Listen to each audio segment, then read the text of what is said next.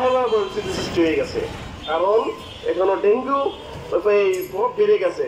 Dengue যেহেতু সচেতনমূলক কোনো কিছু করা হচ্ছে না এবং করা হচ্ছে স্বল্প পরিস্থিতি, আমরা আশা করতেছি আমাদের এই মানববন্ধনের মাধ্যমে আপনাদের কাছে জানানো যাবে যে আপনারা এই ডেঙ্গু প্রতিরোধটা নিয়ে আরো ভালো করে সচেতনমূলক কাজগুলো করবেন এবং আমাদেরকে এই কাজগুলো করার জন্য আমরা হেল্প কক্সবাজার এবং ইউথ ক্লাবের যারা সদস্য সবাইকে সহযোগিতা করবেন। তো এই 500 সদস্য শ্রদ্ধা বিশিষ্ট যে হাসপাতালটির জন্য আমাদের দাবি, কারণ এখানে এখন হাসপাতালে যে রোগীগুলো আছে তারা পরিপূর্ণ চিকিৎসা পাচ্ছে না।